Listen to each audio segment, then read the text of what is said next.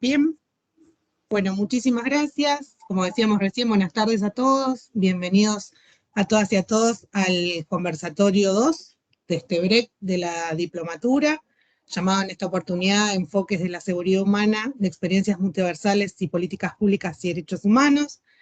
Esperamos que esté siendo de su interés. En esta oportunidad nos acompañan 3 profesionales de variada trayectoria, variadas profesiones y que laboran en distintos lugares, lo cual lo hace mucho más interesante. Y además de todo, como bien dijo Carlos en el primer conversatorio, son 3 amigos y amigas, así que es un gusto compartir espacios con ellos y sobre todo son muy buena gente y muy buenos profesionales.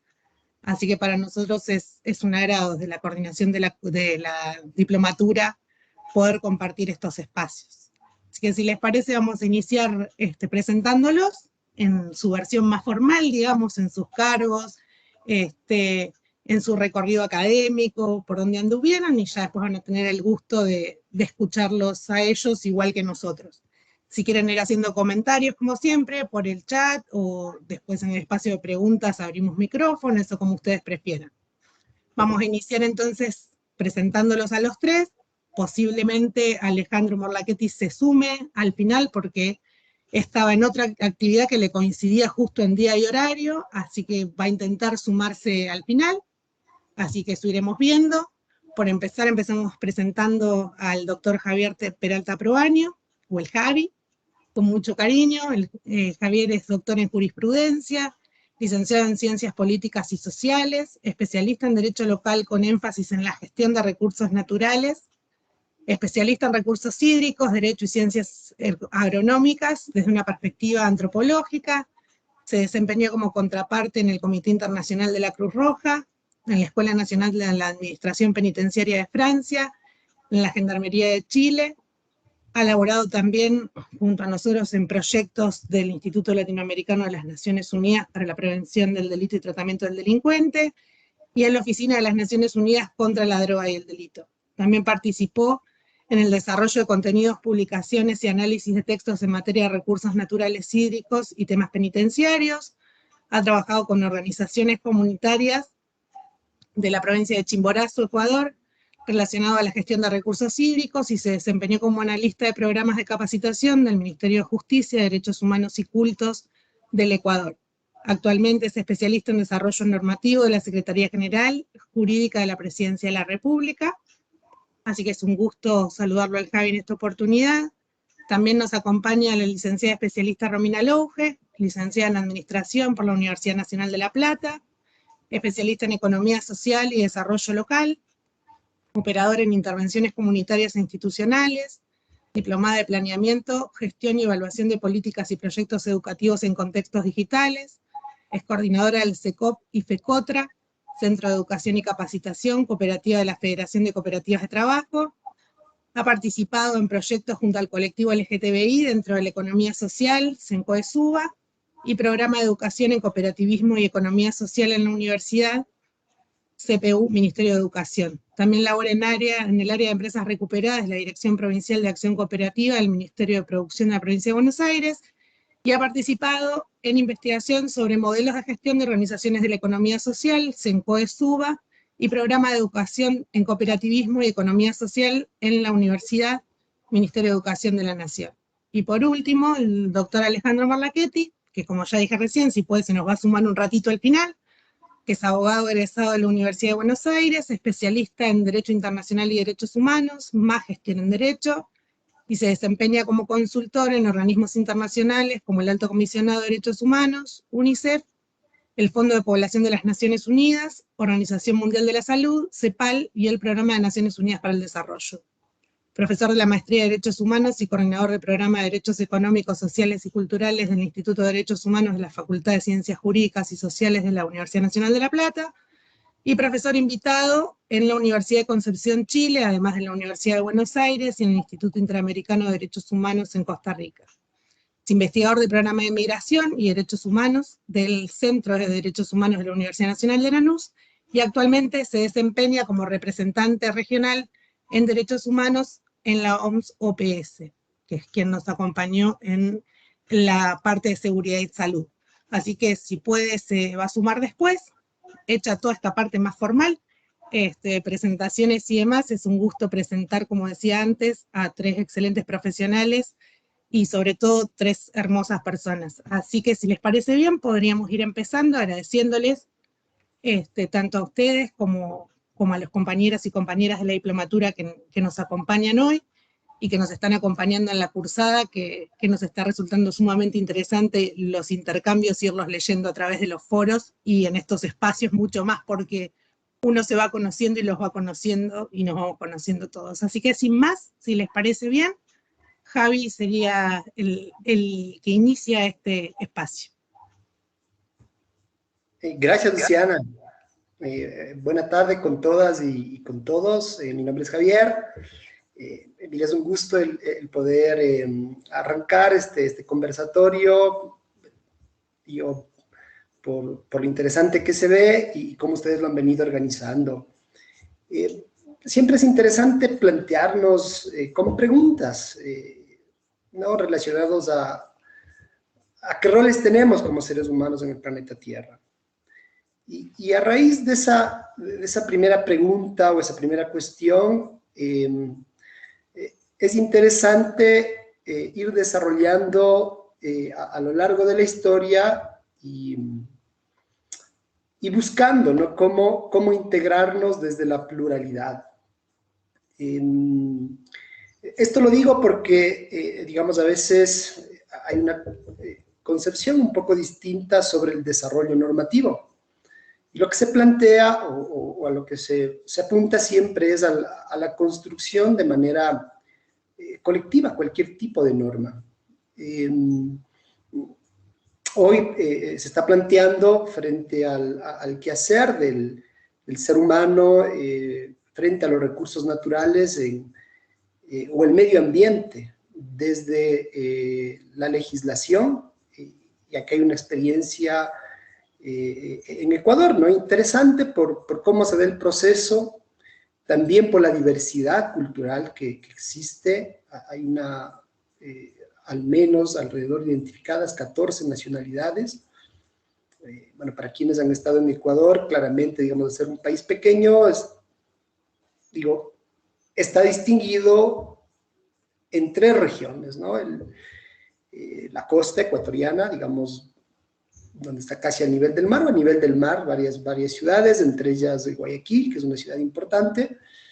Está el alto, por decirlo, la montaña, donde está la capital, que es Quito, sobre los 2.700 metros a nivel del mar. Y la otra parte es esta región que todavía se está explorando, que es interesante, pero muy rica también, sobre todo por minerales, petróleo y minería, que es el oriente ecuatoriano, ¿no? Que básicamente es la Amazonía. Y hay una diversidad digamos, en la flora, en la fauna, y también como seres humanos. Ahora, construir o identificar, digamos, varios aspectos que cada pueblo originario, que quienes habitamos en la ciudadanía, también tenemos necesidades, no ha sido fácil, ¿no? Un poco marcando desde 1830, en el que el Ecuador somos república, más o menos se ha redactado 20 textos normativos, digamos, el principal texto, que es la Constitución Política del Estado Ecuatoriano. El último de 2008, donde se logró, digamos, recoger varios aspectos súper importantes relacionados a los recursos naturales, principalmente a los recursos hídricos, y donde tuvo una participación muy activa del colectivo, principalmente de comunidades locales o indígenas o pueblos aborígenes. Esto dio un interesante salto, ¿no? Desde lo normativo. Digamos, un poco para parafrasear lo que establecía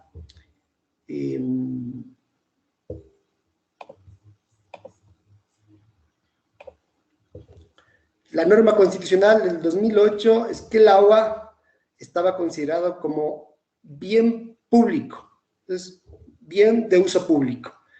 Ahora en la Constitución es un derecho humano y esto, digamos, es muy interesante. Sin embargo, los conflictos por el agua, digamos, siguen vigentes. La lucha por el acceso, uso y aprovechamiento de este recurso sigue vigente.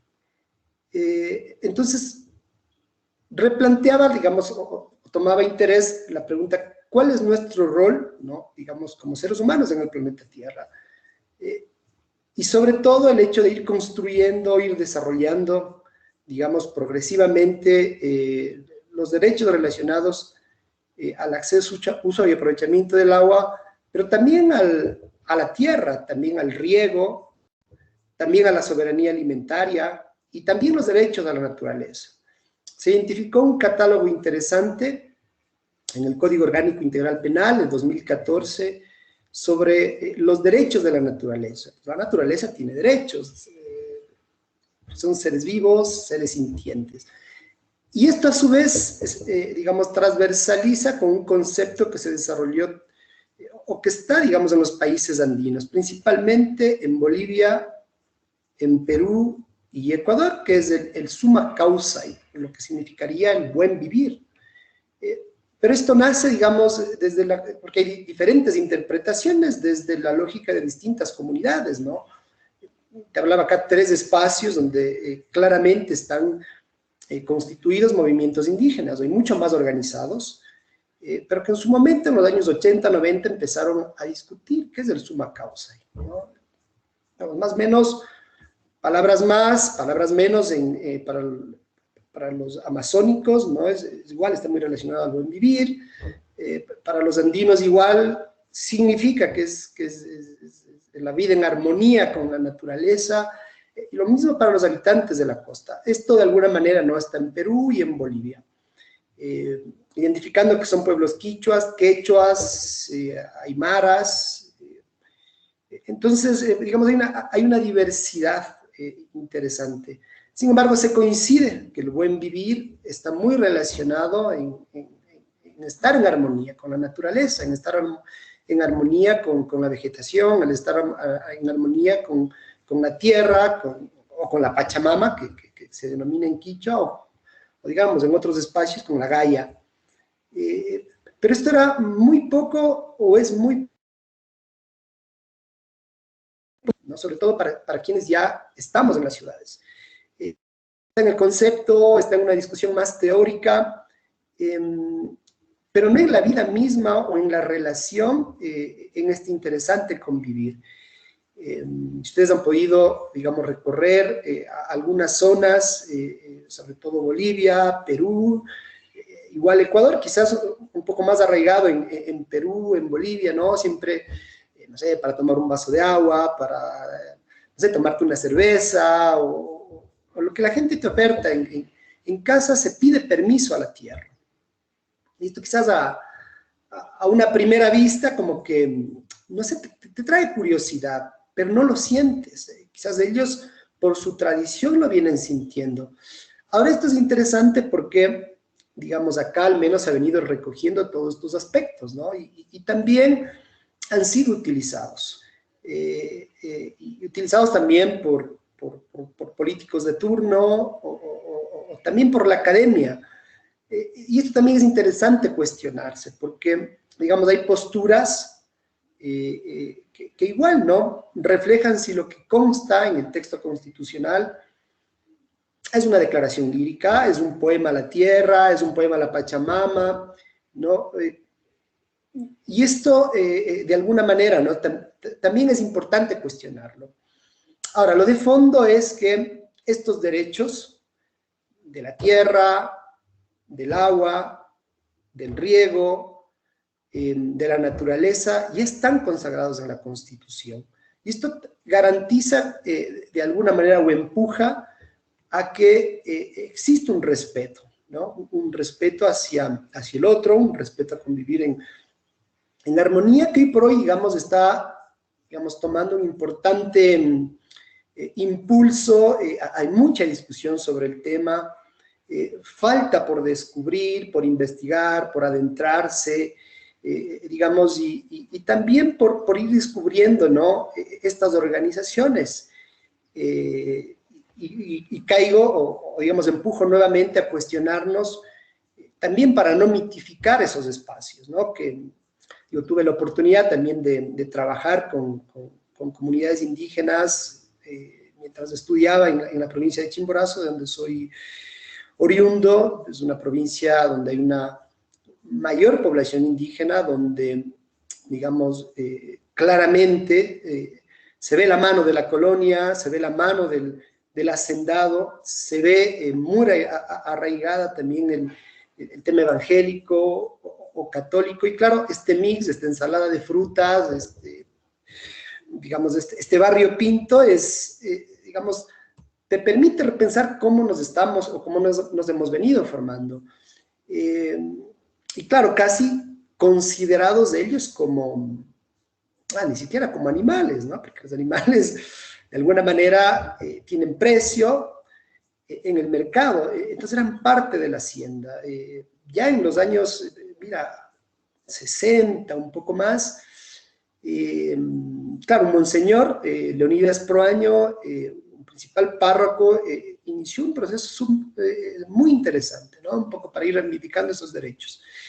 Y claro, empezó de alguna manera, principalmente las tierras y el agua a ser muy preciadas. Y claro, ya en el año en 1972 se estableció la primera ley de aguas.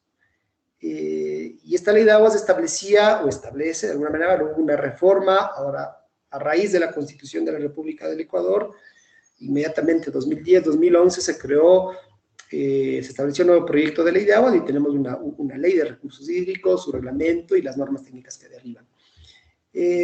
Pero claro, los hacendados acaparaban tierra y acaparaban agua.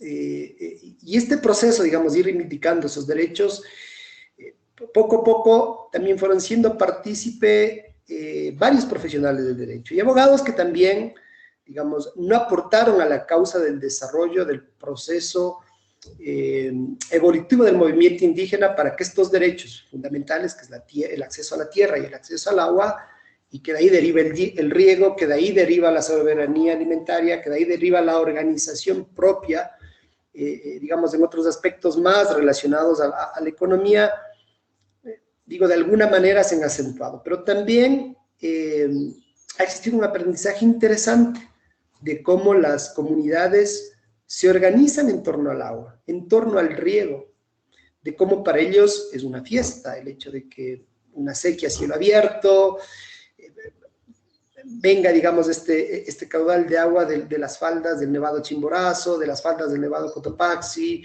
de la montaña. Y claro, cuando caminas, cuando vas, cuando descubres, cuando conversas, cuando un poco escarbas, digamos, estos aspectos, te vas adentrando, digamos, a lo que realmente estas comunidades viven, estas comunidades habitan. Y es lindo porque, digamos, va fluyendo todo en relación y en armonía a la naturaleza. Entonces vas entendiendo o comprendiendo mínimamente lo que significa el buen vivir. Digo, para la época todavía este concepto no estaba tan vivo, ¿no? Pero también vas viendo cómo la otra parte, digamos, que también es interesante analizarle, cómo a raíz del agua que se necesita para el cultivo local, pero también para la venta de productos, de alguna manera te empuja, ¿no? a que cierta gente, principalmente los terratenientes o quienes quieren acaparar el agua, necesiten más de estos recursos. Y obviamente está la violación sistemática de los derechos fundamentales de acceso a la tierra, derechos fundamentales de acceso al agua, y empezar un proceso más, digamos, de organización administrativa para la obtención de ese recurso. Pues fíjate que, claro, para la comunidad, digamos, va, no sé, a la vertiente de agua, al río, toma el agua o riega sus parcelas. Hay una organización interesante porque a raíz de eso está la minga, a raíz de eso está digamos, sus maneras también de identificar este derecho, pero también de ir construyendo obligaciones referente al tema. Pero cuando luego norman, digamos, y a veces, digamos, a veces, mayoritariamente, no participan del desarrollo normativo en las comunidades, se generan estos conflictos y existe una gran responsabilidad también de los profesionales del derecho. Digamos, también eso, en el fondo, implica que quienes nos formamos para abogar, para ser abogados, es interesante entender esta base filosófica, esta concepción cosmológica, voy a poner este término, ¿no?, de cómo se desarrollan para entender y lograr la equidad, lograr, digamos, el objetivo o el bien común al que anhelamos todos. Esto lo digo porque han existido o existen, ¿no?, ciertos profesionales que, pues, de alguna manera defienden derechos también de otros intereses, ¿no? Hoy puede ser de la persona que acapara el agua o la tierra, pero también hay otros intereses transnacionales, ¿no? Pues bueno, se te viene, no sé, la empresa de una gaseosa interesante, se pone una planta, se lleva el agua y ya está. Entonces, claro, esta lucha, ¿no?, de poner candados y de acceder también al recurso hídrico ha sido una lucha del movimiento indígena y también de quienes han acompañado, ¿no?, desde la academia también, desde varios profesionales también ligados a la sociología, a la antropología, para ir, digamos, identificando problemáticas que luego permitan incluirla en la Constitución de la República del Ecuador. Entonces, para obtener tú una cota de agua, necesitas, obviamente, un proceso, un trámite contencioso administrativo, ¿no? Y obligatoriamente, claro, un profesional de derecho para que esto fluya. Ahora, claro, no muchas veces el profesional del derecho, digo, se da el tiempo como para visitar ese lugar, visitar la comunidad, conversar con los comuneros, y la información muchas veces llega distorsionada. Y ese desconocimiento, esa ignorancia de la norma, del proceso, genera otra conflictividad ya en la comunidad, ¿no? Una conflictividad entre comuneros, una conflictividad entre usuarios, porque, digamos, se necesita, digamos, construir un proceso de entendimiento que aclare qué se requiere para poder legalizar ese recurso. Y bueno, hay requisitos, hay un orden de prelación, digamos, siempre el consumo humano ha estado, o está como el número uno, tienes el riego, tienes otros usos, y claro, desde la administración del Estado hacen la inspección, valoran, revisan la cuota, el caudal, en su informe inclusive si es para consumo humano determinan si esa agua es apta o no, y finalmente a través de una sentencia te otorgan, ¿no?, el acceso y uso y aprovechamiento del agua. Toma su tiempo, la ley te establece plazos, términos, no siempre se cumplen esos plazos y esos términos, y claro, ha existido, ¿no?, una conflictividad. Ahora, cuando llueve, cuando tienes agua, pues generalmente no se evidencian esos conflictos, pero cuando hay estiaje, tienes épocas que son secas, y claro que complica. Fíjate que comunidades también que producto de la reforma agraria, también varios territorios, ¿no?, de las comunidades, siempre han venido por tradición regando, se han hecho minifundios, la familia crece, heredan las tierras o venden, y bueno, hay pequeñas parcelas, ¿no?, minifundios, guasipungos, que también están organizados, pero que requieren esta agua. Y bueno, el ser humano también somos complicados, a veces también o queremos entender o nos hacemos los de la vista gorda, y también internamente hay conflictos por querer utilizar más agua, por querer un poco saltarme el turno. Finalmente estos problemas están, ¿no? Ahora, cuando no sé, hay una empresa y te llegó una empresa florícola, mira que la cosa es distinta, porque ya la empresa requiere agua, la empresa no va a conversar con la comunidad, ¿no? En el mejor de los casos lo hace o finalmente solo antepone la demanda. Y ya en el Estado, no quiero generalizar, pero las situaciones son otras, se complica, inclusive temas de corrupción. Entonces, poco a poco hubo una incidencia política, porque en su momento, claro, estaba enquistada, o seguramente sigue, ¿no? Temas relacionados a la corrupción, por la obtención del recurso hídrico. Y claro, también la Agencia de Aguas, ¿no? En ese momento ICENAGUA, claro, tiene una base de datos, un catálogo de fuentes hídricas, de concesiones y un montón de problemas, ¿no? Problemas entre usuarios, lo que les acabo de señalar, problemas entre usuarios y terratenientes, problemas entre, digamos, de otro tipo con otro tipo de empresas, ¿no? Mayores o transnacionales. Y estos problemas no son fáciles de resolver. También hay una manera, digamos, tradicional de ir resolviendo estos conflictos. O sea, a raíz de eso, como que se fue acumulando y a través de la incidencia política también se fueron empujando que estos derechos por el acceso, uso y aprovechamiento del agua estén visualizados en la Constitución y en la ley. De alguna manera no son candados interesantes que te ayudan a ir, digamos, desarrollando y construyendo norma. Ahora, del agua deriva el riego, ¿no? Y, pues, el riego, hablar de riego es recontra interesante. Deriva de eso la soberanía alimentaria, que también es interesante, y las formas de organización.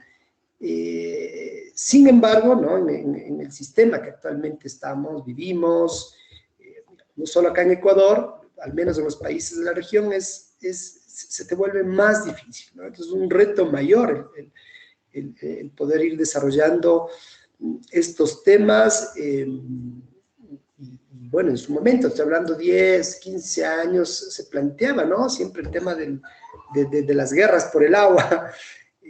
La conflictividad es grosa, es grande, y digamos, cuando no tienes escasez, pues todo va bien. Esto quería un poco, digamos, poner siempre al debate de ustedes, al análisis. Seguramente ustedes han escuchado, han leído, han visto, han estado de cerca también en procesos similares. Y bueno, si tienen alguna pregunta, pues alguna crítica, bienvenida siempre.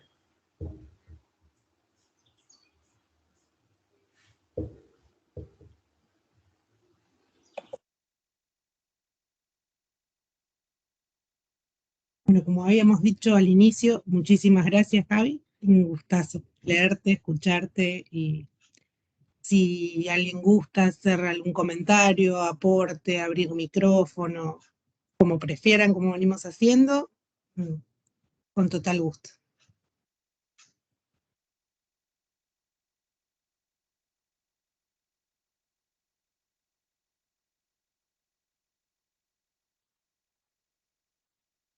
Si no, si quieren, lo que podemos hacer es darle paso a Romy Louge y después hacemos el cierre de todas las preguntas juntas, como prefieran.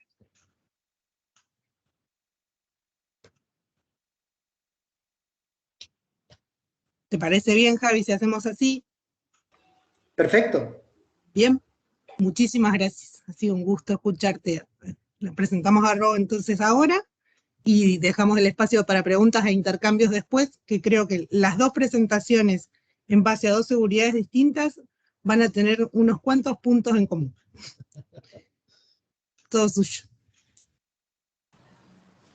Gracias, muchas gracias. Bueno, yo voy a compartir pantalla y un PowerPoint de mi presentación, que en realidad tiene que ver con el trabajo que han hecho ustedes en la clase en en la plataforma, ¿no? La presentación de hoy tiene que ver con los emergentes que surgen del foro de la clase, que me parecieron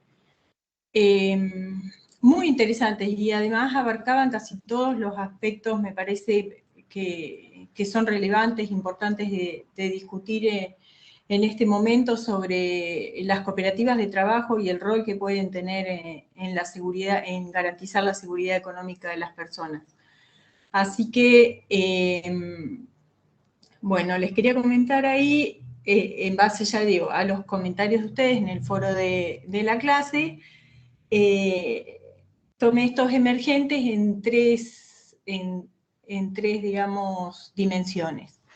Uno tiene que ver con el Estado y las cooperativas. Había muchos de los aspectos que tenían que ver con este tema, que me parece interesante pensarlo desde los dos lugares, desde el Estado hacia las cooperativas y también del rol de las cooperativas hacia el Estado.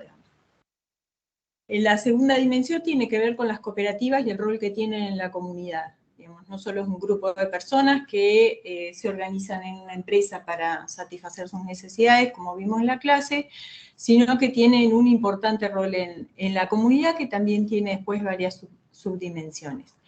Y la tercera tiene que ver con la participación organizada, que me parece que también es como una síntesis, digamos, de las anteriores y de varias de las problemáticas o de los aspectos que venimos viendo sobre cooperativas de trabajo y seguridad económica.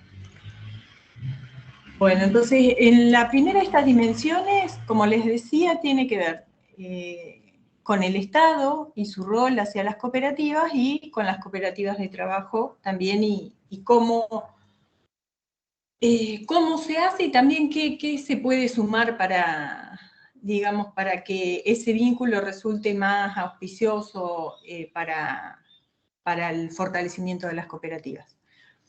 Bueno, acá un aspecto que no había contado en la clase y por eso me pareció que estaba bueno agregarlo hoy, tiene que ver con el marco legal, ¿no? El Estado es el que da el marco legal para el funcionamiento de las cooperativas de trabajo, que son una persona jurídica, y también tiene un rol de regulación y control hacia las cooperativas.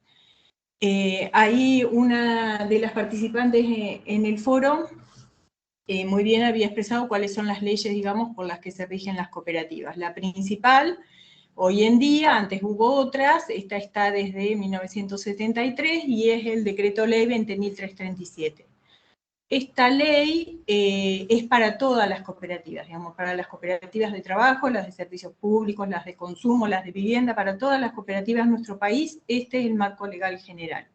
Al ser general y para todas las cooperativas, es necesario por ahí regular algunos aspectos específicos de cada tipo de cooperativas y eso se hace a través de resoluciones del INAES, que es el organismo del Estado que otorga la matrícula para funcionar a las cooperativas y también es uno de los encargados de fiscalización. Entonces, estas resoluciones del INAES, en lo que refiere a cooperativas de trabajo, dan las normas de cómo constituir la cooperativa, de algunos aspectos que tienen que ver, por ejemplo, con la seguridad social de los trabajadores, que es distinto a otras cooperativas en que los asociados no cumplen también el rol de trabajadores en el proceso productivo.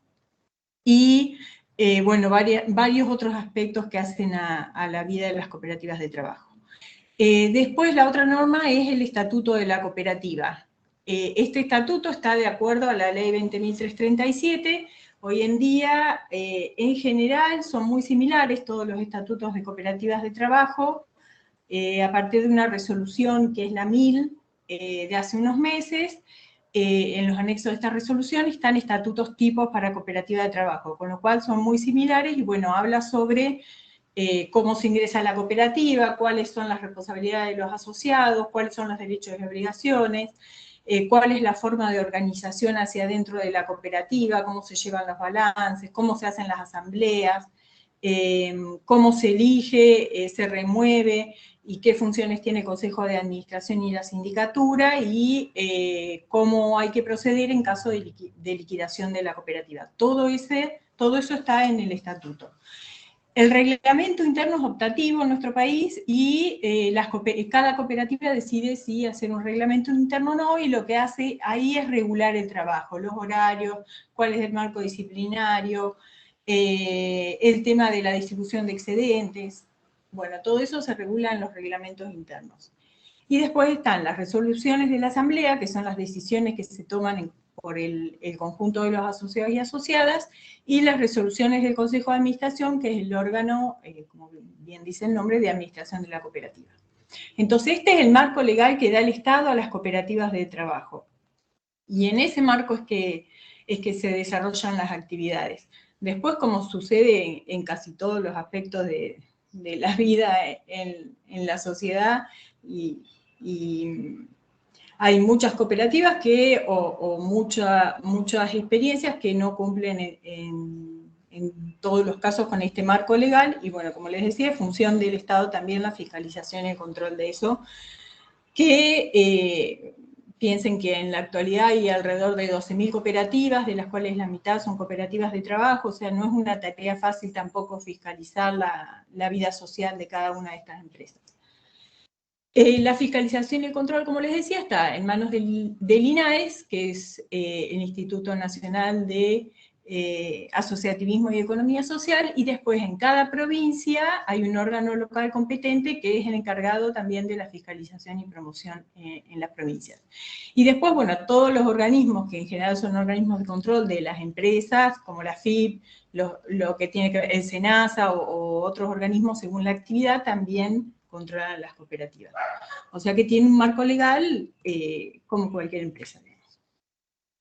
Después, otra de las funciones del Estado es la promoción, que, como les decía, está a cargo de INAI y el órgano local competente.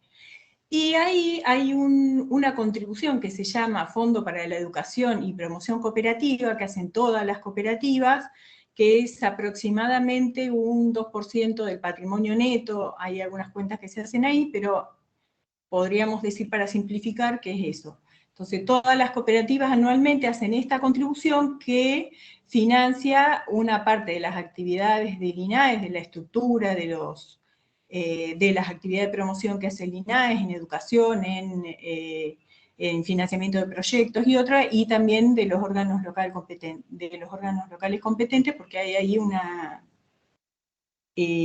coparticipación, digamos. Y acá tomé política pública y los supuestos del PES, que es una frase que vi en la clase de Sandro, que me pareció muy interesante, que decía algo así como muchas veces en los espacios que estamos, como profesionales, como empleados públicos, incluso como funcionarios públicos pasa también, que nos manejamos, digamos, en este mundo de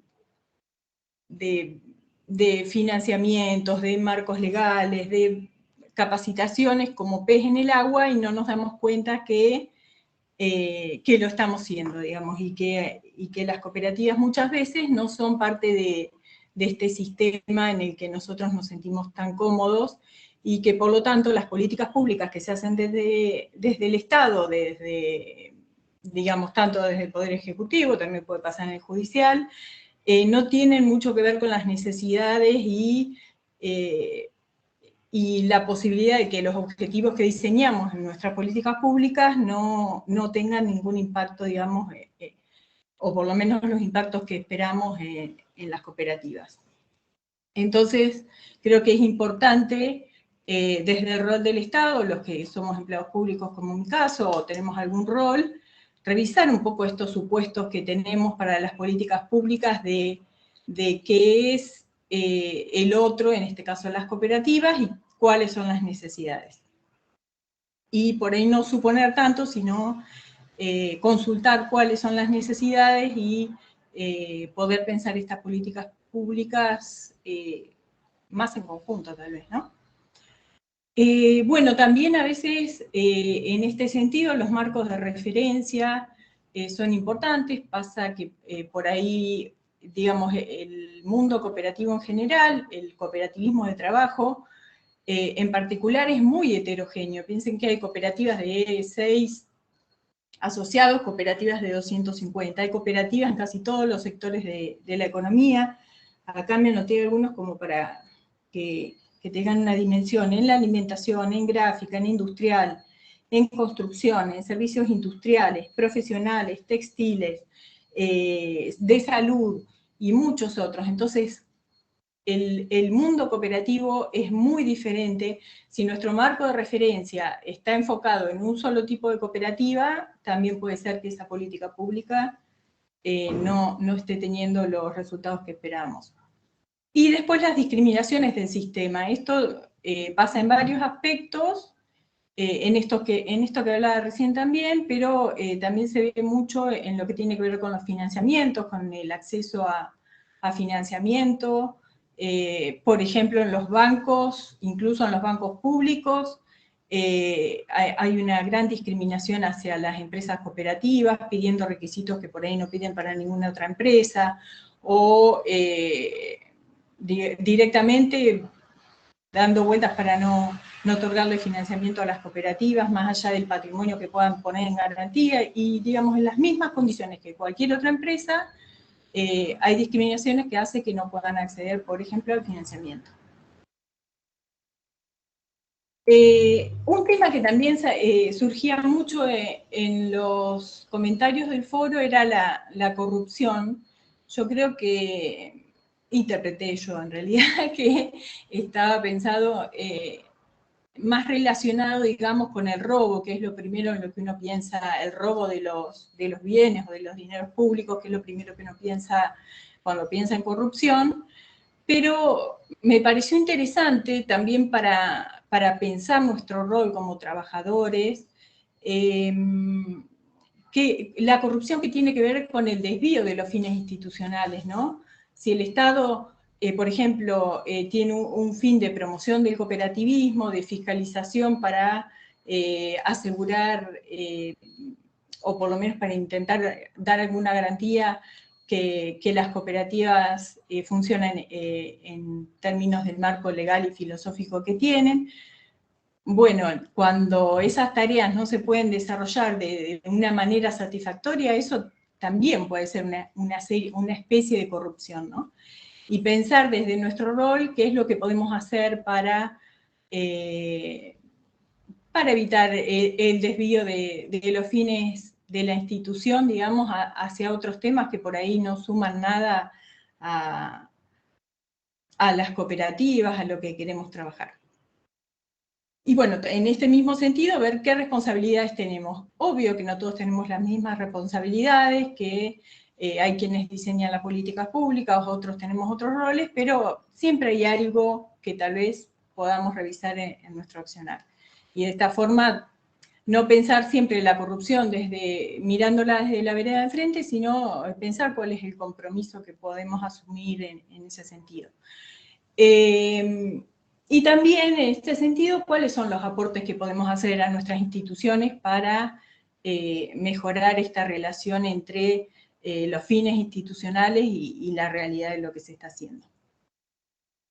Y en lo que tiene que ver con no discriminación, un poco lo comentaba recién, pero bueno, está muy relacionado a los prejuicios, a la discriminación del sistema. Hay una creencia bastante arraigada de que las cooperativas son solo para proyectos, digamos, de gente que no tiene acceso al cooperativismo, a otra forma de trabajo. Y no es así, digamos, es un sistema que permite integrar a todos. Hay desde cooperativas, sí, que por ahí se crean porque sus integrantes no consiguen otro trabajo, pero hay cooperativas en que, y en general eso, digamos, cuando la gente se junta en un principio porque no consigue otro trabajo, porque decide hacer algo colectivo, casi siempre resulta en algo de mucho crecimiento grupal y personal, digamos, que les permite. Hay muchos ejemplos de esto. Uno creo que son las cooperativas de reciclado, digamos, de cartoneros, que se dice muchas veces, que han logrado tener un sistema cooperativo sumamente extendido, como una red, en que han hecho cosas valiosísimas, en que han hecho un tratamiento de los residuos, digamos, que mejora el medio ambiente, que es un aporte súper positivo para la comunidad y para la sociedad en general. Entonces, ese tipo de prejuicios o discriminaciones me parece que está bueno revisarlos un poco. Por otro lado, también planteaban ahí en el foro otro de los, digamos, interesantes aspectos de las cooperativas, por ejemplo, son las cooperativas de consumo que, por ejemplo, distribuyen bolsones de verduras o bolsones de productos de la economía social, que también hace una tarea sumamente importante para la sociedad. Y acá también en no discriminación pensaba una discriminación positiva, que es esto de la heterogeneidad, digamos. Reconocer que hay heterogeneidad y que las necesidades pueden ser muy diferentes de unas cooperativas a otras hace que desde el Estado se puedan afinar las políticas públicas. Y en lo que tiene que ver a la relación de las cooperativas con el Estado, bueno, un punto interesante, y creo que en los últimos años ha habido mucha organización en este sentido, es que haya más propuestas que reclamo, digamos, propuestas para hacer cosas, propuestas para trabajar en conjunto, propuestas para el marco legal también.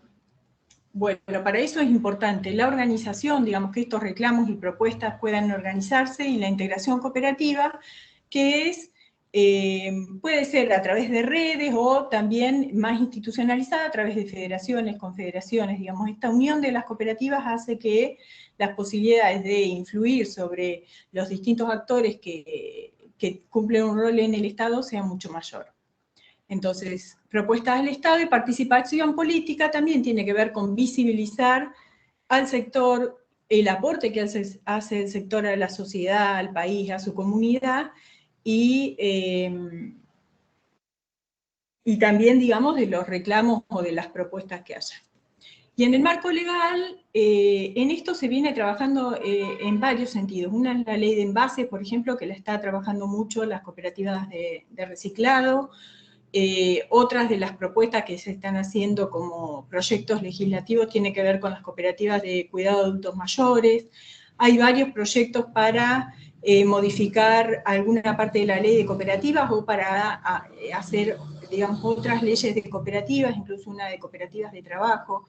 Digamos, se está trabajando bastante intensamente en esto, y en lo que les comentaba de las resoluciones del INAES, que son las que regulan los aspectos específicos de las cooperativas, también se está trabajando mucho desde las confederaciones junto con el INAES para hacer resoluciones que tengan que ver con reclamos y necesidades que surgen desde las propias cooperativas del sector.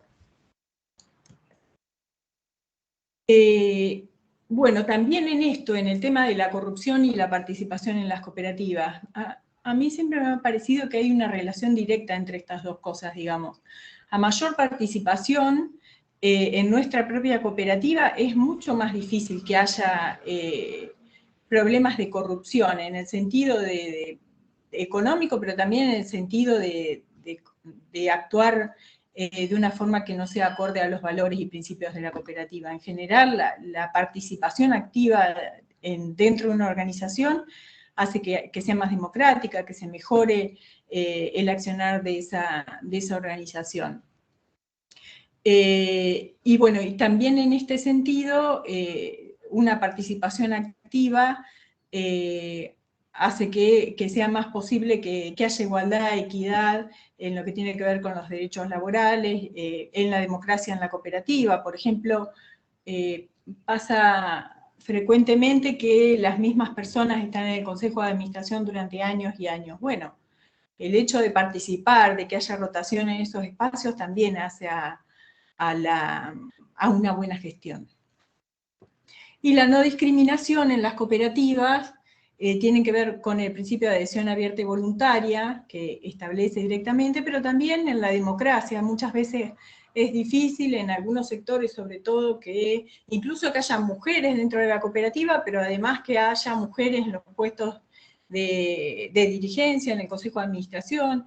Es necesaria la participación y también trabajar desde las cooperativas y desde el Estado para fomentar la democracia en ese sentido. Y también la integración cooperativa permite un poco avanzar en estas cosas en lo que tiene que ver con la no discriminación. el compartir con otras cooperativas, el tener lineamientos compartidos con las federaciones, con las confederaciones, con estos espacios en los que se discuten los distintos aspectos que tienen que ver con la vida de las cooperativas, hace que en general se mejore la gestión y se mejore la participación dentro de la cooperativa. Bueno, la otra dimensión tiene que ver con la comunidad, y también tiene sus distintos aspectos. Una es las cooperativas como forma de resistencia, siendo parte de redes de esa comunidad, la buena voluntad de la organización, la equidad en las condiciones de vida y las soluciones a una economía cada vez más desigual. ¿Qué aportes se pueden hacer desde el cooperativismo en esto? En la forma de resistencia, ahí una de las participantes en el foro planteaba esto de las redes, relacionado también a las cooperativas de consumo que les comentaba recién, de la venta de productos de la economía social, de los bolsones de verduras o de los bolsones de productos de la economía social, y también hay redes que son vinculaciones, digamos, entre cooperativas que tienen que ver a veces con lo institucional, pero muchas veces también con la producción, con las ventas, con la comercialización, con la compra de insumos. Y cómo desde el sistema cooperativo, pero desde la economía social en general también, se puede organizar la producción, la distribución y el consumo de otra forma, digamos, que sea más equitativa en todo ese proceso, pero además que tenga mayor cuidado con el medio ambiente, que tenga que ver con las necesidades de la comunidad.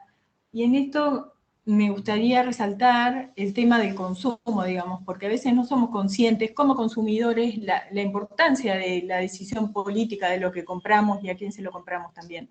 Entonces me parece que es un tema que está bueno para profundizar en qué consumimos, qué se consume en general, ¿no? En la sociedad, en la comunidad, pero qué consumimos cada uno de nosotros también como individuos. Otro tema importante de este vínculo cooperativa y comunidad es que en general las cooperativas, además de formarse para brindar un trabajo estable a sus asociados y asociadas, lo que hacen, la tarea que desarrollan o el producto que desarrollan, tiene que ver con las necesidades de la comunidad en la que están, digamos. En general surge qué idea de qué producto hacer en función de las necesidades de lo que está alrededor de las personas que están conformando esas cooperativas. Y el buen desarrollo de este trabajo autogestivo tiene que ver con reducir la inseguridad en el porvenir, digamos. Si podemos hacer cooperativas que sean viables económicamente y que sean democráticas y participativas en la gestión, digamos, podemos reducir en gran parte esta inseguridad por el porvenir, que cada vez es mayor en casi todas las sociedades. Después también planteaban ustedes ahí en el foro el tema de la buena voluntad y cómo con la buena voluntad no alcanza, y me pareció súper interesante eso, porque es decir, ¿qué le falta a la buena voluntad? Si tenemos buenas intenciones, si queremos hacer algo positivo y algo mejor por los otros también, ¿qué nos falta a la buena voluntad? Y me pareció que tiene que ver con la organización y con el hacer con otros, digamos. Uno puede tener la mejor buena voluntad, pero son problemas complejos, difíciles, inmensos, es difícil que nuestra buena voluntad alcance para transformar eso. Entonces, la organización de esas buenas voluntades me parece que es importantísimo para poder lograr resultados, ¿no? Para transformar la realidad, para que las cooperativas puedan ser un real instrumento para el desarrollo sustentable.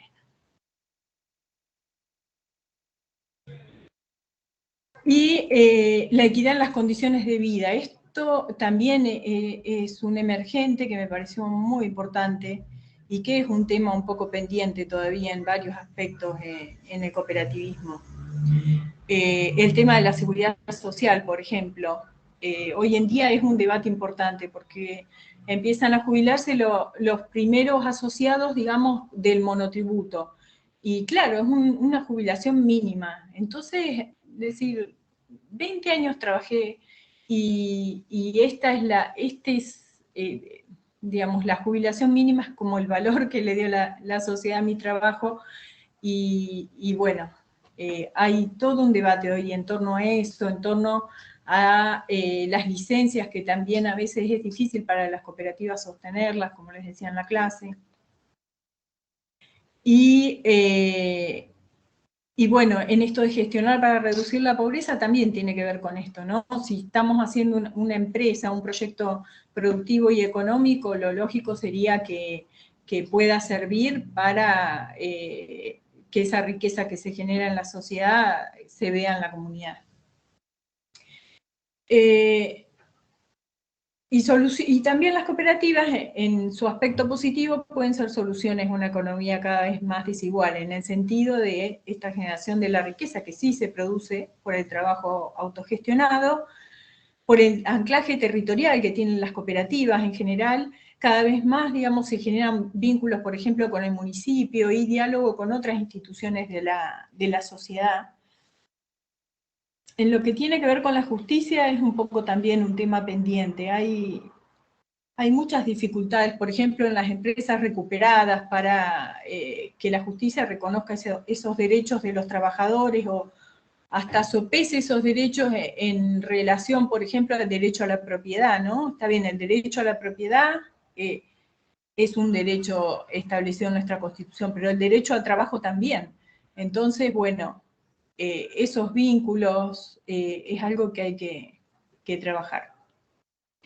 Y la memoria colectiva, que bueno, también tiene que ver, ¿no?, con, por ejemplo, esto de la memoria colectiva me resonaba a lo que pasó con muchas cooperativas agropecuarias en los 90, ¿no?, que eran cooperativas que habían creado los abuelos por ahí de los actuales asociados de ese momento, porque justamente toda la comercialización de los productores de distintas zonas había,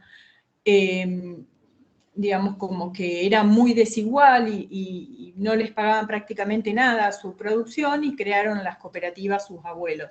Y en los 90 que pasó que tal vez porque la empresa capitalista internacional les cobraba 5 centavos menos de comisión, muchos dejaron de operar con sus cooperativas y empezaron a operar con esas empresas. Pasó que las cooperativas terminaron cerrando, esas empresas subieron las comisiones todo lo que quisieron y se encontraron casi en la misma situación, digamos, en la que habían estado sus abuelos cuando crearon las cooperativas. Entonces la memoria colectiva en todos estos aspectos también es muy importante para valorar el trabajo realizado. Y la última dimensión, que es la participación organizada, ahí se hablaba de responsabilidades compartidas, de igualdad de equidad, de la informalidad en las cooperativas, de la preocupación por la comunidad y de la participación política del movimiento cooperativo. Las responsabilidades compartidas en lo que tiene que ver con la participación organizada es hacia adentro de la cooperativa en su comunidad, de las cooperativas en el movimiento cooperativo y de las cooperativas en las propuestas o incluso reclamos, si hay, al Estado, que les decía, digamos. Hay que participar y eso también es parte de un trabajo, no es un hobby. Y está bueno que las cooperativas lo piensen así. Por ejemplo, la participación en las federaciones hace que la cooperativa de base destine una persona que le va a dedicar mucho de su tiempo de trabajo a trabajar en esa federación, digamos. Entonces, es una responsabilidad que implica recursos, digamos, implica disponer de recursos para esa participación, sabiendo que es la forma de defender los intereses del sector. Y en lo que tiene que ver con igualdad y equidad, yo creo que es, digamos, uno de los aspectos más interesantes del cooperativismo, porque permite organizar la producción de bienes en función de estos valores, la distribución de los ingresos entre quienes trabajaron para producir esos bienes o servicios en igualdad, también en relación a estos valores de igualdad y equidad, y los derechos como trabajadores también en función de estos valores. Y ahí, en la otra dimensión, que sería la informalidad, bueno, por un lado está el tema de la fiscalización, que es cierto que no es posible realizarla por ahí en las condiciones ideales, Y después hay una resolución del INAES, que es la 4664, que es la que plantea digamos, cómo se brinda la seguridad social a los asociados de las cooperativas de trabajo. Y ahí plantea dos opciones. Una es como trabajador autónomo, que en la práctica se hace generalmente con el monotributo, y la otra es haciendo cotizaciones a la seguridad social como si los trabajadores de la cooperativa fueran empleados en relación de dependencia solo a los fines de la seguridad social. Esta decisión se toma por asamblea. En la práctica, la mayoría de las cooperativas usan el sistema del monotributo, principalmente porque es más barato, pero bueno, hace que los servicios, la obra social y el aporte a la seguridad social de los trabajadores a veces sea un poco menor. En algunas cooperativas se viene empezando a charlar esto, decir, bueno, ¿cómo hacemos para que cuando nos jubilamos nuestra jubilación sea un poco mejor? Si hacer aportes extras, si contratar seguros, digamos, es un tema que se viene charlando mucho hoy en día. El tema de la RT, hoy en día no falta una regulación del Estado Nacional por el cual las cooperativas no pueden contratar a RT y cubren eso con seguros. Bueno, hay también toda una movida para lograr que puedan las cooperativas contratar a RT. Y esto, digamos, la integración cooperativa es otro de los aspectos que puede servir también a reducir la informalidad, porque en general es una preocupación, digamos, del sector y entonces hace que la participación con otros dé cuenta a los cooperativistas de la importancia de asegurar al trabajador estos derechos. Y en lo que tiene que ver con preocupación por la comunidad, esto un poco ya lo hablamos, que son las necesidades de la comunidad. La cooperativa surge y permanentemente está aportando en sus comunidades. La gran mayoría de las cooperativas tienen trabajo en conjunto con otras organizaciones, escuelas, otras cooperativas, organizaciones barriales, los mismos vecinos del barrio. Y la equidad también, porque además, digamos, de estas actividades concretas que se pueden hacer, crear organizaciones que estén basadas en valores de igualdad y equidad, ya en sí es un aporte a la comunidad. Y en lo que tiene que ver con la participación política en el movimiento cooperativo, bueno, acá vuelve a aparecer la integración cooperativa, que a mí me parece una de las formas más importantes de defensa del sector. Sobre todo hace unos años hubo muchos, y hoy en día también hay digamos, congresistas, legisladores que vienen del movimiento cooperativo y eso hace que puedan en esas instancias de formación de leyes también tener en cuenta esta mirada. Y por otro lado, los vínculos internacionales con otras organizaciones cooperativas, con la Alianza Cooperativa Internacional o con otros movimientos de trabajadores también. Bueno, creo que hasta ahí llegamos. Y me parece que todos estos aspectos de lo que ustedes comentaban en el foro y que los he organizado así en esta presentación, hacen a la seguridad económica. Digamos, estas tres dimensiones me parece que dejan de manifiesto el aporte que pueden hacer las cooperativas de trabajo a la seguridad económica de las personas. Bueno, nada más.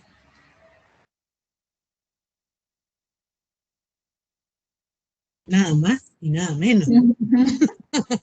Muchísimas gracias, Rom. Muchísimas gracias. Ha hecho en media hora los emergentes de todos los compañeros en todos los foros. Muchísimas gracias. Bueno, don Alejandro no ha aparecido, evidentemente no se ha podido conectar, así que si les parece bien la participación de Alejandro, la dejamos para otra oportunidad, y si les parece y tienen ganas de intercambiar con Romy, con Javi, pareceres, comentarios, etcétera, si quieren abrir los micrófonos, por chat, lo que prefieran.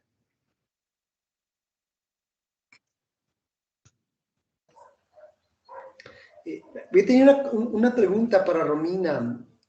Bueno, digo varias, pero digamos, siempre la cooperativa es interesante por la forma de organización. Quizá un poco me quisiera conocer algunos antecedentes históricos de la cooperativa y sobre el tema de trabajo y si hay alguna cooperativa así como que, no sé, sui generis a lo que realmente significa una forma asociativa de una cooperativa de trabajo.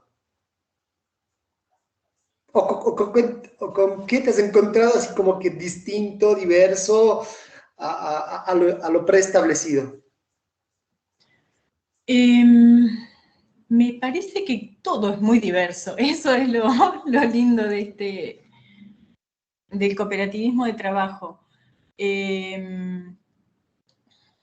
Creo que en general lo nuevo es lo que a uno más le llama la atención. A mí en este momento me parece muy interesante la movida que está habiendo de las cooperativas de cuidadores domiciliarios, digamos, porque es una actividad que siempre se hizo en solitario y que socialmente no es demasiado valorada. Y hay, digamos, un montón de cooperativas. En este último año y medio se han creado montones de cooperativas en todos los lugares del país, porque es una actividad que está en todos los pueblos, que está en todas las ciudades, y han logrado darle un valor a su trabajo con capacitación, con participación, e incluso están ahora elaborando un proyecto de ley para el cuidado domiciliario. A mí esa experiencia me parece brillante. Y otra en este sentido también es la de recicladores urbanos o cartoneros, como se le dice acá en Argentina, que empezaron de a poco juntándose, digamos, por verse en la calle, por hacer esas tareas, después con la participación también desde universidades y otros lugares, y hoy tienen un desarrollo que reciclan, que hacen nuevos productos a partir de esos materiales, digamos, me parece súper interesante.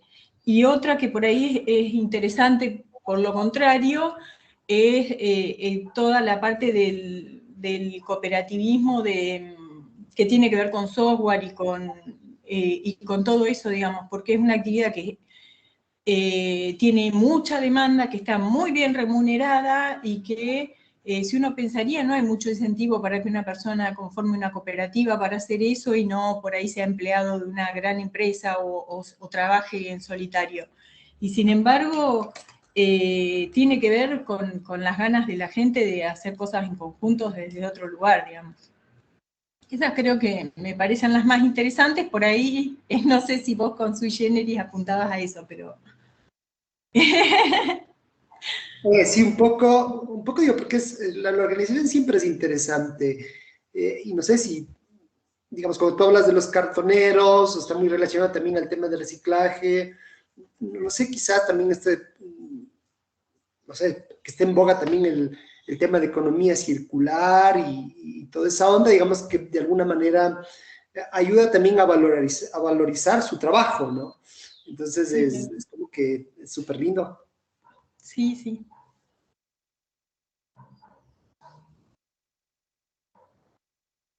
Y otra cosa que pasa en este movimiento de las cuidadoras domiciliarias, que por ahí no es tan habitual tampoco, es el grado de solidaridad y de compartir que hay en ese grupo que ya te digo, es grande e implica un montón de cooperativas de distintas provincias del país.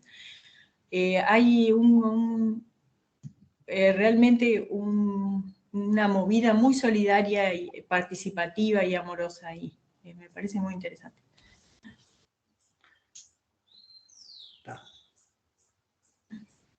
Pues les cuento que por otro lado hay un comentario en el chat de Romina Guagnoli, no sé si dije bien el apellido, espero que sí, que dice: excelentes ambas disertaciones, me resulta muy interesante el tema del cooperativismo, sobre todo en momentos donde se fomenta tanto el individualismo en todos los aspectos culturales y económicos. Es un tema súper complejo, perdón, y el que confieso mi ignorancia, pero ha sido muy clara la disertación y dan más ganas de conocer sobre el tema, y les agradece a ambos por su participación.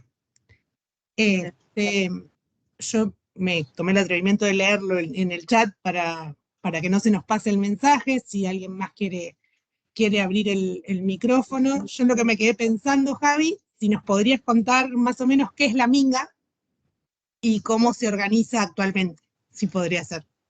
Digo, es una manera de asociación, digo, que es interesante, porque va, digamos, más o menos ligado a lo que explicaba claramente Romina, ¿no?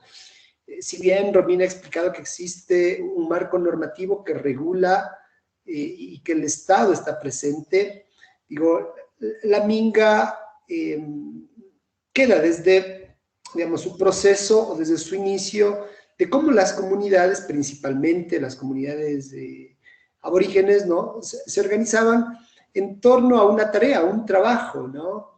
Al fin de semana, al fin de mes, de dar su tiempo por la comunidad. No, mira, que hay que ayudar, o que hay que hacer tareas relacionadas al campo, porque no sé, en el paso de agua que traía una sequía a cielo abierto, no sé, cayó piedras, hay que limpiar simplemente. Y bueno, y se organizan de acuerdo al turno de agua, o están esperando que llegue, ¿no? el agua de cierta vertiente, y en torno a eso, no solo se organizan para hacer ese trabajo puntual, sino también se constituye como una fiesta.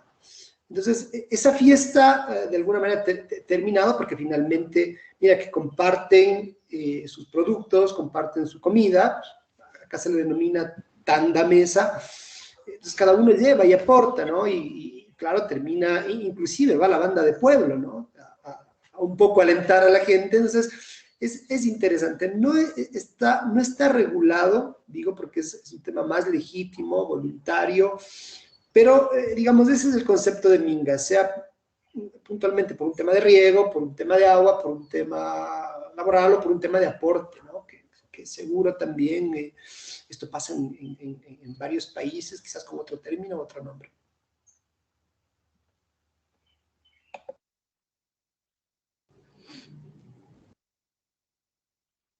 Ahora me toca a mí porque básicamente me quedé con un par de preguntas dando vueltas, pero si ustedes tuvieran que pensar entonces, de acuerdo a lo que han expuesto tan claramente, ¿cómo podrían pensar una política pública con enfoque de seguridad económica o desde un buen vivir? ¿Cómo lo plantearía?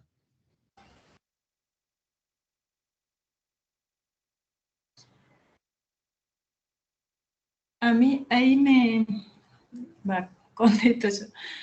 Me parece que esto de la minga que plantea Javier, algo conozco de algunas experiencias así, y siempre me ha parecido como un nivel superior, digamos, de cooperación, tal vez, incluso que el cooperativismo de trabajo. Y a veces me da la sensación, y no quiero ser dura, pero que la mejor política pública a veces es intervenir menos en algunas cosas, pero bueno. En otro sentido, creo que a mí me resulta extraño pensar políticas públicas sin la palabra del otro, digamos. Y creo que por ahí iría, por compartir, digamos, el diseño de esa política.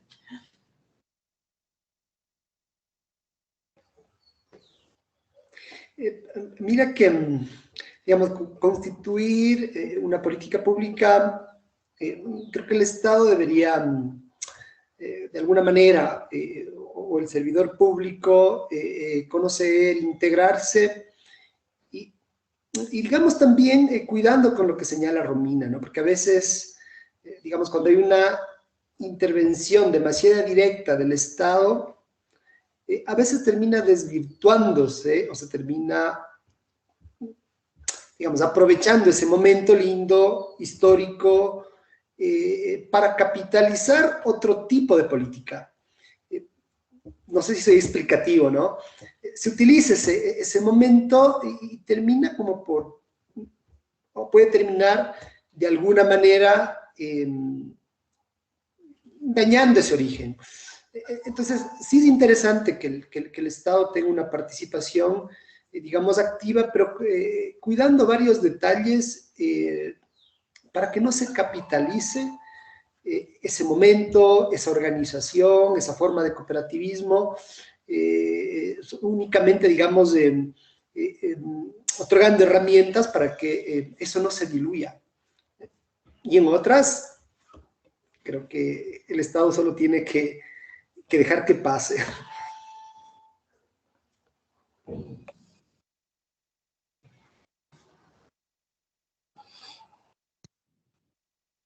Ahí me acordé de otras cooperativas de trabajo más novedosas. Si querés, que acá en Argentina hay varias bandas de rock que son cooperativas de trabajo.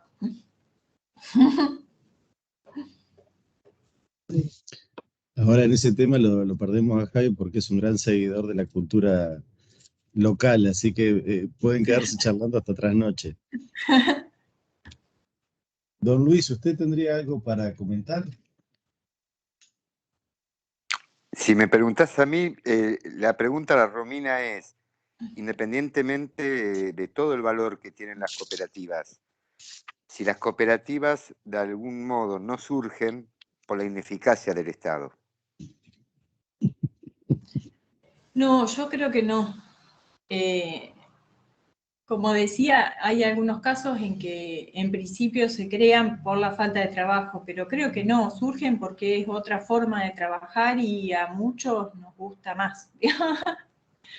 Es un trabajo participativo donde tenemos parte en las decisiones que se toman en la cooperativa, donde tenemos la posibilidad de desarrollar por ahí el trabajo con más participación y donde además podemos en cualquier momento ser dirigentes también de esas cooperativas. Me parece que va porque es un sistema distinto, no por la falta del Estado.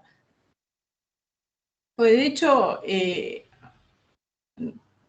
con muchas críticas a veces, pero el Estado tiene un rol ahí, digamos, en las cooperativas, no solo en la fiscalización y el control, también en los financiamientos. Me parece que tiene que ver con otra cosa. Sí ha habido en Argentina muchos programas del Estado que los han ejecutado a través de cooperativas, como en Argentina Trabaja, bueno, ahí ya es algo distinto, pero...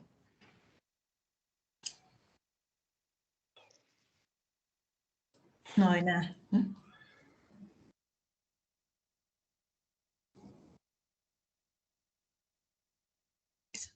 Javier, a mí me quedó una pregunta dando vueltas, pero es un poco íntimo, pero ya que estamos todos más o menos conocidos, le hago una consulta. En el marco de tu experiencia del trabajo, sobre todo con comunidades originarias, ¿cómo veías vos en esa época y ahora, si ha habido alguna diferencia, la relación con el Estado? ¿Cómo era la relación que existía entre el Estado y las comunidades originarias, sobre todo teniendo en cuenta la visión plurinacional que sostiene constitucionalmente el Ecuador? Y sobre todo teniendo en cuenta que muchas veces en algunas situaciones, como en relación a el uso del agua o el uso de la tierra, es como que parece como que hubiera ciertas tensiones. Entonces, ¿cómo lo analizas tú? Me voy a atrever a decir que hay varios momentos, pero un hito importante es la Constitución del 2008. Mira que antes de la constituyente del 2008, la incidencia política, sobre todo de los movimientos indígenas, se constituyó y se fortaleció a través de la incidencia política. Un poco repasando, digo, algunos años antes, hubieron 2 o 3 presidentes que por movilizaciones salieron. Básicamente el movimiento indígena tuvo mucha fuerza, ¿no? Entonces se ayudó para, de alguna manera, capitalizar e incluir, ¿no? Un catálogo de derechos, obligaciones, e incluir el tema principalmente del agua, los recursos naturales en el marco normativo, y luego, digamos, ya, fue sucediendo desarrollos normativos secundarios. Ahora bien, digamos, es lento, ¿no? Digamos, estoy hablando, no sé, 10, 12 años, y digamos 10 años atrás, es lento, pero yo creo que hay cambios. Y una de las cosas es un poco relacionando a lo que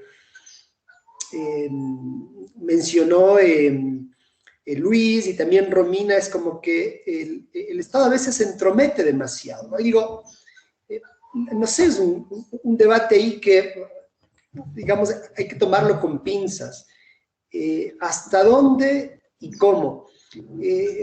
Pero creo que ahora, por ejemplo, el movimiento indígena se va consolidando, digamos, con ciertos errores, pero en su momento también cierto el acompañamiento de ciertos intelectuales o un poco de victimizarlos como tal, creo que fue un retroceso. Entonces, despuntaron 2, 3 o 4, digamos, dirigentes y el resto, digamos, no tuvo tiempo, digamos, también es nuestro país, digamos, una sociedad complicada, también llena de estigma, digamos, no, es jodida nuestra sociedad. Yo creo que ahora sí hay un gran avance, pero es lento, o sea, se ve de manera así muy lenta. Entonces, ahí digo, nuevamente pongo, ¿no? el signo de interrogación y, digamos, en estos procesos, hasta dónde o hasta qué punto, de qué manera, no tiene que intervenir el Estado. Un poco para que no, digamos, no sea un momento en el que el Estado, pues bueno, acapare todo y principalmente los limite, ¿no? Y no se desarrollen ellos como tal. Inclusive para el mismo desarrollo normativo, pero siento que si hay un avance, siento que van surgiendo lideresas, líderes, siento que van surgiendo también, digamos, a pesar de todo, digamos, toda la problemática, se ve que van surgiendo, digamos, también nuevos cuadros, nuevos líderes.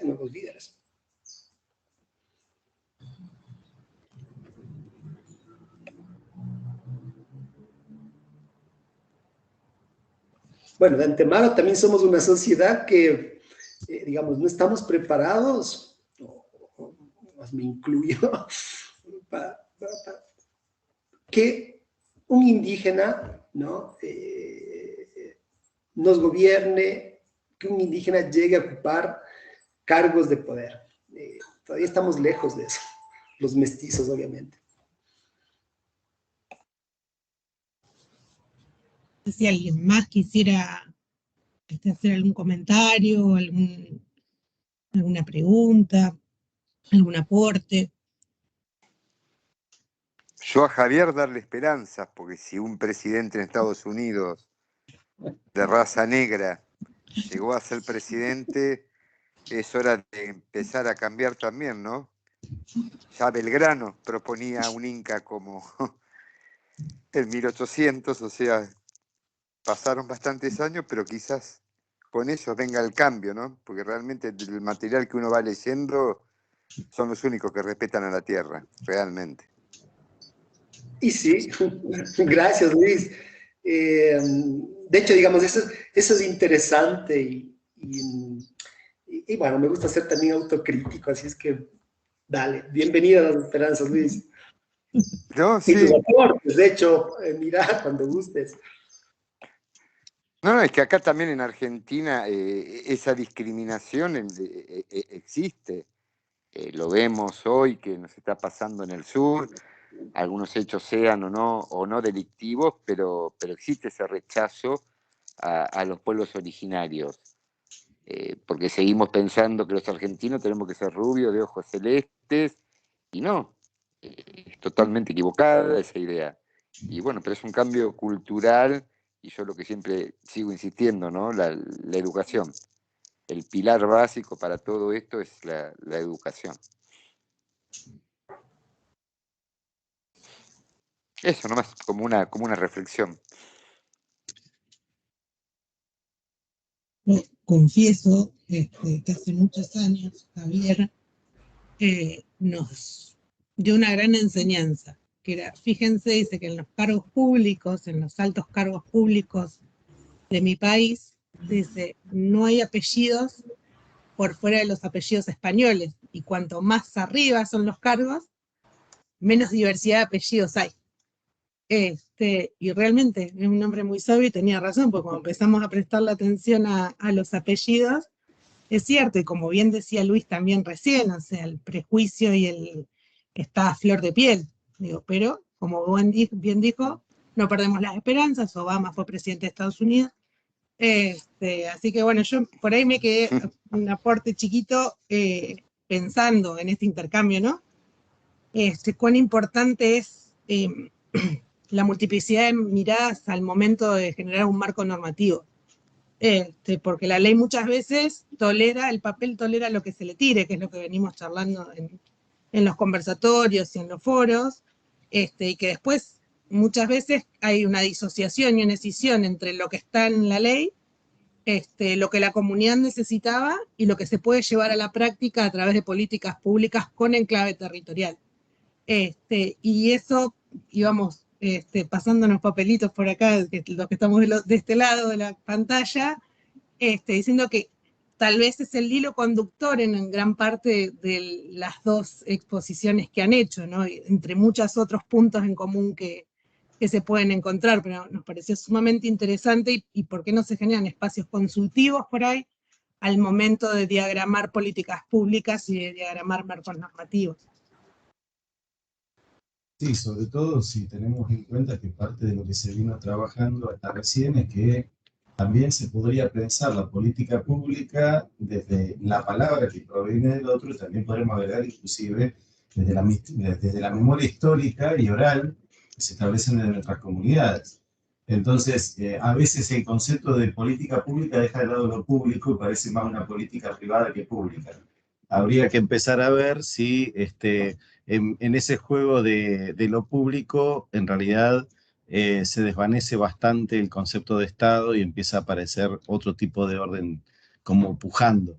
Entonces, quizás esta diferencia que se hace de pensar las seguridades humanas no como si fuera un derecho, no como si fuera una ley, sino como un principio, como un enfoque, es justamente a los fines de no quedar anclada exclusivamente a las normativas, sino es una perspectiva, es desde donde podríamos posicionarnos para poder analizar, trabajar, sentir, deconstruir, volver a trabajar, esa flexibilidad que tienen nuestra querida cultura oral y a veces la letra tiende a matarlo.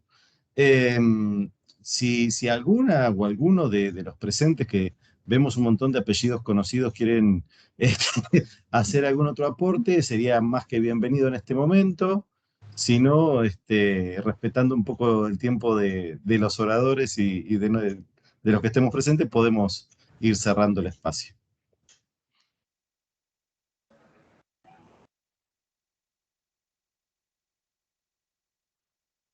Bueno, señora. Sí, está tímida la gente, está tímida. Bueno. Javi, Me parece que está esperando con ansias Argentina-Ecuador. Porque Javier ya ganó ayer. Pero nosotros nos toca un partido difícil. ¿A qué hora es, Luis?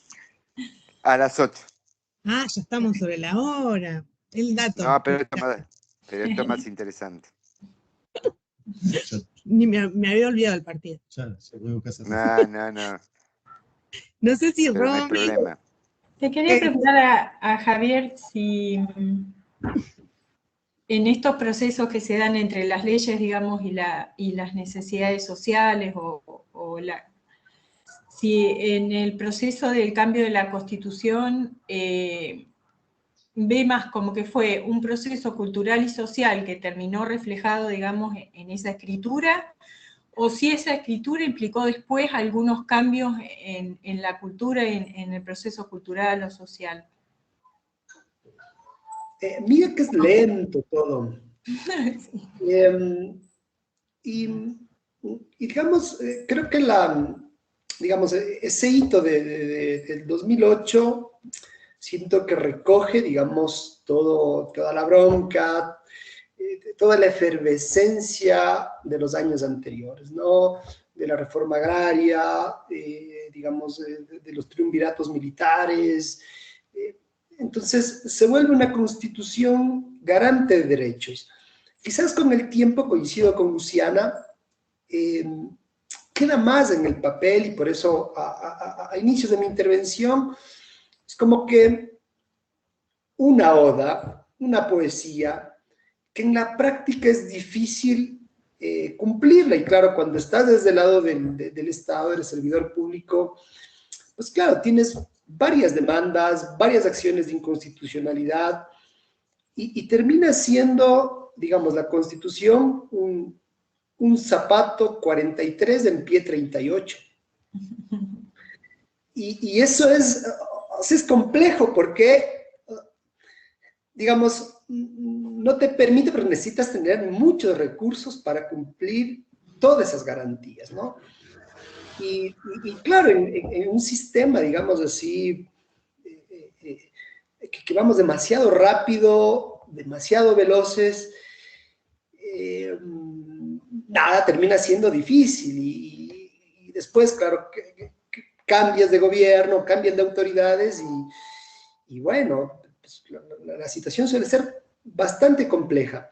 Pero siento que, digamos, aún con esta crítica que hago a la Constitución, es fundamental porque son candados constitucionales, ¿no? Principalmente en temas claves como el agua, como los recursos naturales. Ahora luego, como te decía, hay un catálogo de delitos que igual vas privado de libertad por no sé, talar un árbol, y bueno, a mí me parece desproporcionado eso, ¿no? O ciertos temas que digamos, un poco, bueno, ahí falta profundizar el debate. Y también, digo, es interesante también hacerse varias preguntas y tampoco mitificar, digamos, ¿no? Porque, por eso decía, ¿no? Si se equivocan los movimientos indígenas, que lo hagan ellos, y está bien. Porque a veces uno mitifica también, ¿no? Y termina también siendo el mundo indígena o el indígena o el originario como que, claro, un gran cacique o un gran hombre que nos va a salvar a todos, y tampoco es eso. Entonces, esto siempre hay que ponerlo, digamos, en el debate, ¿no? Pero digo, te agradezco, Romina, por la pregunta, despertaste un poco también mi crítica que tengo sobre el marco constitucional, ¿no? Si revisas la norma, pues, básicamente es una oda a la vida retirada, es lindísima, romántica. Ahora, rápidamente del texto, pero ya en la práctica es difícil, es complejo, pero digamos, seguir esa utopía también es interesante, ¿no? De ahí coincido también con Luis.